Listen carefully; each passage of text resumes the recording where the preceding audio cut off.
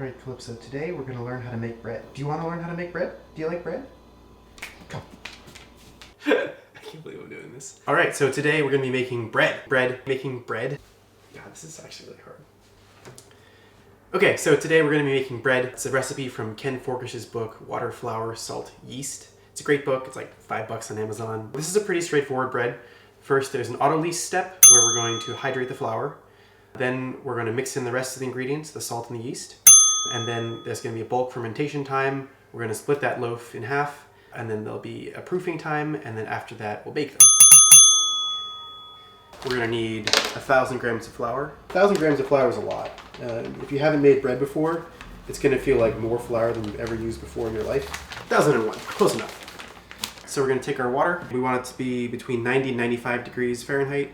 I prefer a little bit warmer. Pour that in. We're going to want to mix. Don't stick to your hands, don't worry. Yeah, so the whole idea of the autolyse step is that it's going to kickstart this enzymatic process inside the dough. So the water is going to activate two different enzymes inside the flour, one of which is going to start breaking down proteins in order to make gluten, and the other of which is going to start breaking down the starch in order to generate sugars. So the gluten is what gives the dough its structure, and the starch is what's going to break down into sugars, and the sugar is what's going to feed the yeast. And that's how we're going to get things to rise. If you start having dough stick to your fingers, I like to clean it off with a dough knife a little bit. It just helps keep things a little bit cleaner. That's looking about right. We're going to use 21 grams of salt. Ken recommends using sea salt. Unfortunately, the only sea salt I have is pretty coarse. So I'm going to measure out 21 grams of it and then grind it down a little bit. It's important that the salt crystals not be too big because we need them to dissolve into the dough. All right, it's been 30 minutes. It's time to check on our dough. So you can see it's sort of just a doughy mess there. And then we're going to take our salt and we're just going to sprinkle this over the top like that. And then we're going to take 1 teaspoon of yeast. So I'm just using the normal yeast that you can get from the grocery store. 1 teaspoon over the top of this, and we're just sort of lightly sprinkling it over there. Now you can see it's just sort of on top. And now I'm going to go wet my hand. So you have to keep your hand wet in order to do this dough. I'm just going to slowly fold it over itself a couple times like this. And the goal is just to fully incorporate all of those dry ingredients into this dough ball. Another technique you can use is called the pincer method.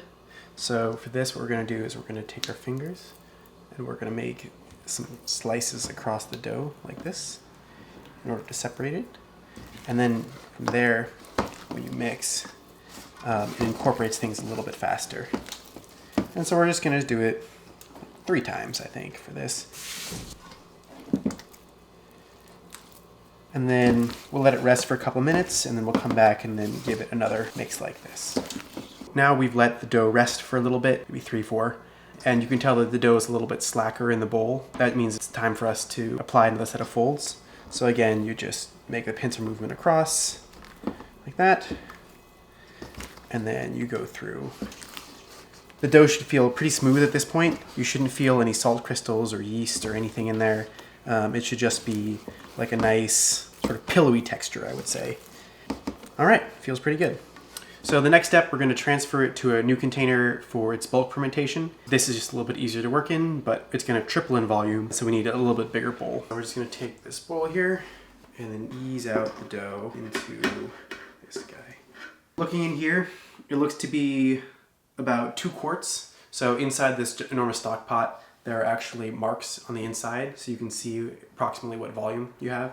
This is maybe a little bit less than 2 quarts, so triple in volume means, somewhere between 5 and 6 quarts. Once we get to that volume, which should be in, 5 to 7 hours, we're done. So now we're in the bulk fermentation step. Bulk fermentation is when the yeast is consuming all the sugar inside the dough and generating carbon dioxide, which is going to give us the airiness inside the bread.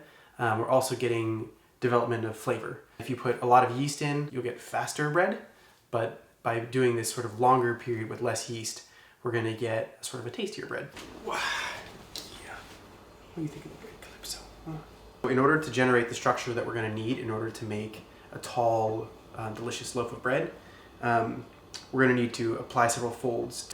So here's our dough. You can see it's pretty slack. And now what we're going to do is we're going to reach in and we're going to grab little sections of the dough and pull and tighten. I'm going to go around all the way. As you can see, we're going to pull until it doesn't pull anymore. We don't want the dough to tear.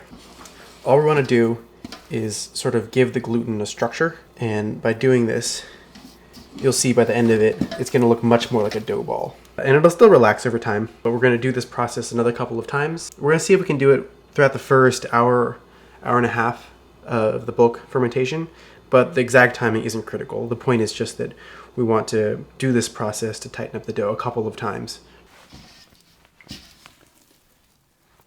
You can see how it starts off super stretchy, so it's even softer and more pillowy now. You can definitely feel that there's a little bit more air inside, and as it tightens up, you can sort of feel the tension coming into the loaf. I suppose that's sort of redundant.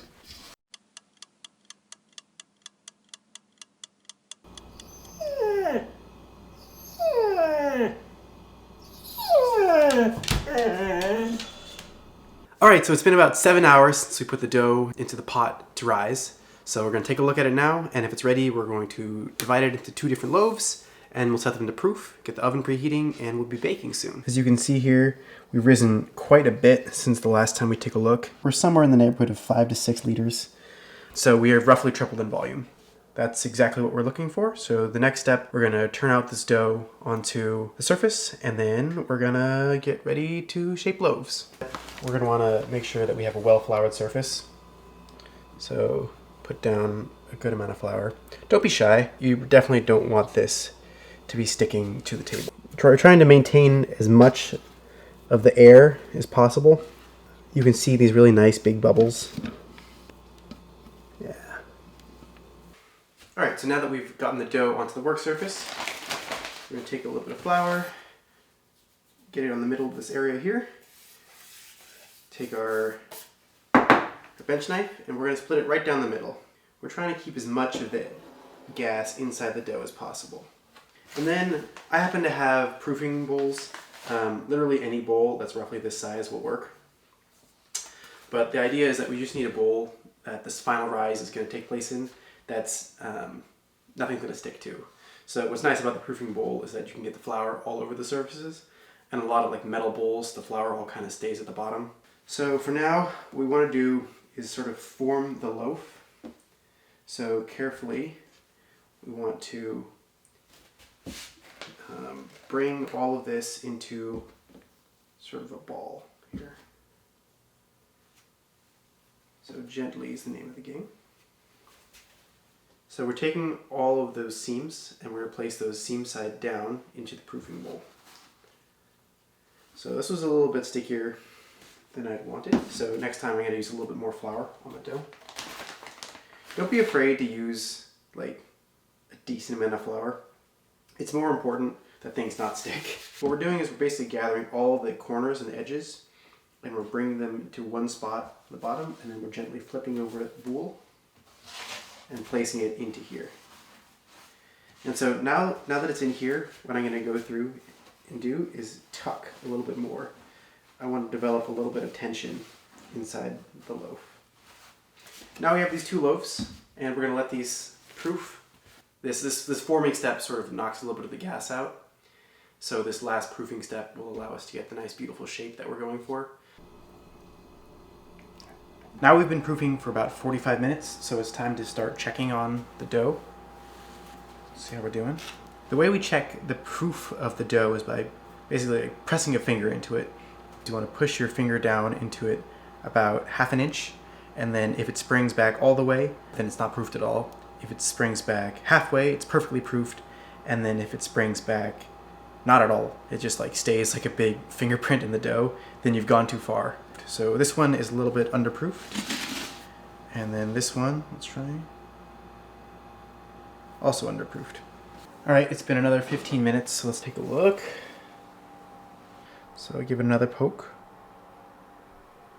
A little bit better. Let's try the other one. Give it a poke. Nope, I think it still needs a little bit more time to proof. We'll give it another 15 minutes. All right, once more with feeling. That's more like it. Okay. I'm gonna call that one proofed. Over here. Yep, close as well. So I'm gonna take this big one and then toss it in the fridge. And then we're gonna get this one into the oven ASAP. Let's see if I can do it without burning myself. So it's important to do this part fairly quickly. You don't want the Dutch oven to cool too much, but it is also even more important not to burn yourself. And as we transfer, we're gonna leave it seam side up. Remember, we did all that tucking below. Don't worry, it'll turn out all beautiful. Put the lid back on, and then into oven it goes.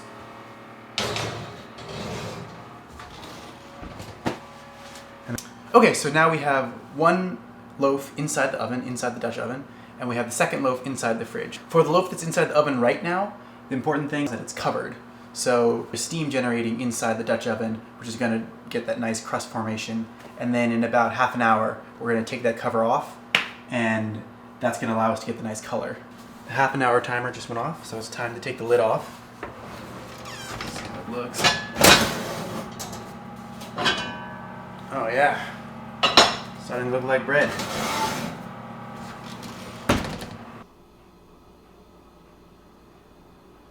Let's turn out a loaf.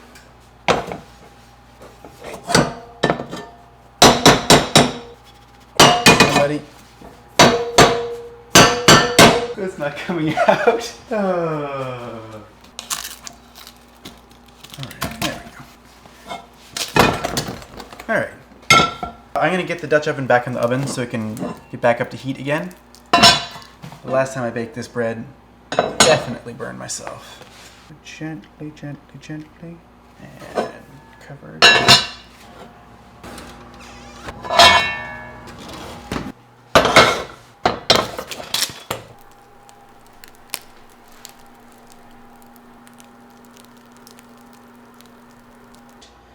I've let it cool for a couple minutes just so I don't burn myself while trying to cut it. You can sort of see that the two different loaves are slightly different colors. So Ken recommends getting the bread a little darker. So this is sort of more what Ken would sort of go for. This is sort of a more typical darkness. But Ken says that this develops more flavor in the crust. We'll see. Let's cut it open. Oh yeah. That looks nice. This is a little bit darker than I've ever made the bread before. I guess I've always been scared to go this dark, but I figured this time I would do what Ken says. And it doesn't taste burned. You know, it might look burned, but it actually just tastes a little bit darker, and it's kind of an interesting flavor. Something to try. If you've been making bread for a bit, maybe try going darker than you normally would, and you might be surprised. I was definitely surprised. Let's cut another piece. It's a very light bread. That's one of the things I like about it. Yeah, because the crust is really such a small part of the overall bread. When you bite into it, you get sort of a mixture of the darkness from the outside and this nice light airiness from the inside. It's really quite lovely. Would recommend. Okay, so this is the first loaf that we just took a look at. Let's take a look at the second loaf.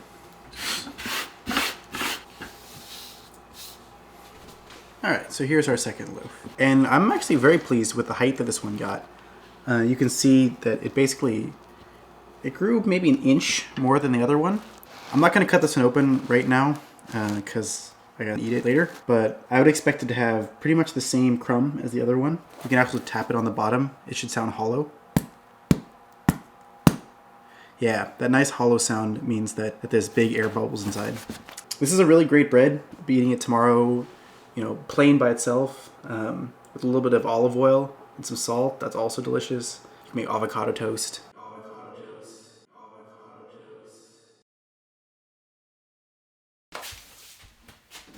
All right, let's make some avocado toast.